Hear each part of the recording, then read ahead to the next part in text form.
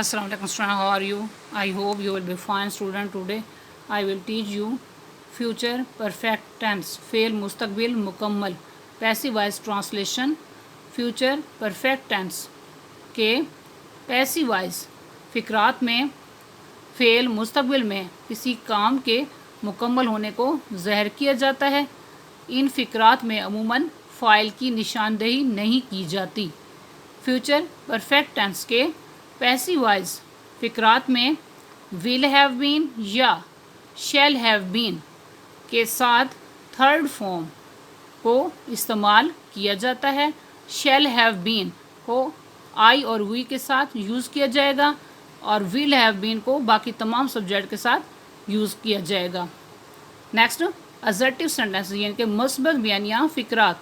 Assertive sentences का structure OS. OS mean subjective case of object यानी कि मफूल की फ़ाइली हालत प्लस विल हैव बीन या shall have been plus third form full stop. For example, सबक याद किया जा चुका होगा तो इस सेंटेंस को इंग्लिश में इस तरह ट्रांसलेट किया जाएगा, the lesson will have been learned full stop. Next example, उसे तरक्की दी जा चुकी होगी तो इस सेंटेंस को इंग्लिश में इस तरह ट्रांसलेट किया जाएगा, he will have been promoted full stop. Next example, लिफाफे पर पता लिखा जा चुका होगा तो इस सेंटेंस को इंग्लिश में इस तरह ट्रांसलेट किया जाएगा, the address will have been written on the envelope full stop. Next, negative sentences यानी कि मनफी फ़िक्रात।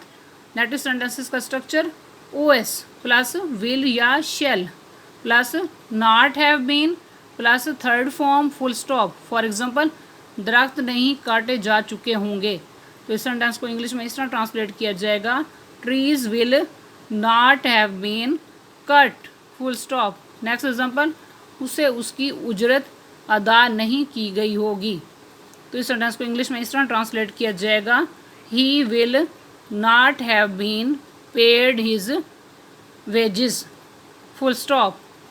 नेक्स्ट एग्जांपल,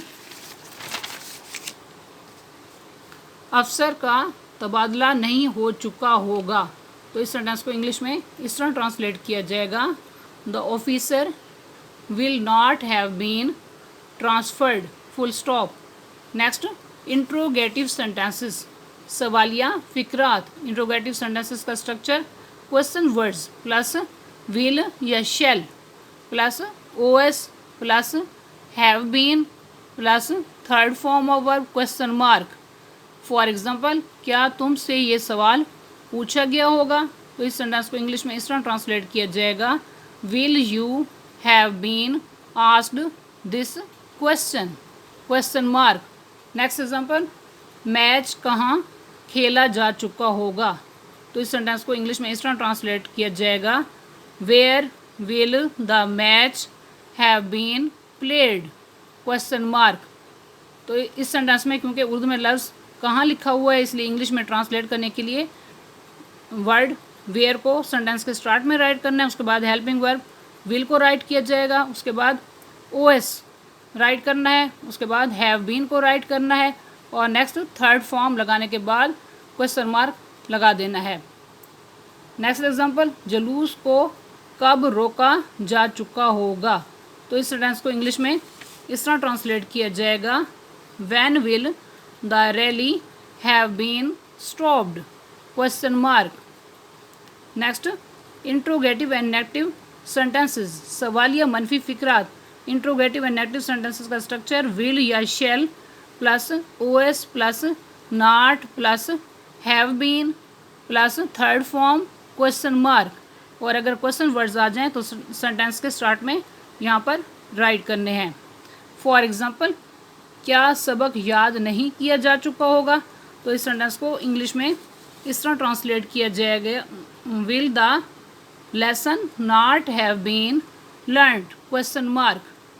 नेक्स्ट एग्जांपल, क्या पंखे की मुरम्मत नहीं की जा चुकी होगी तो इस सेंटेंस को इंग्लिश में इस तरह ट्रांसलेट किया जाएगा, will the fan not have been repaired question mark.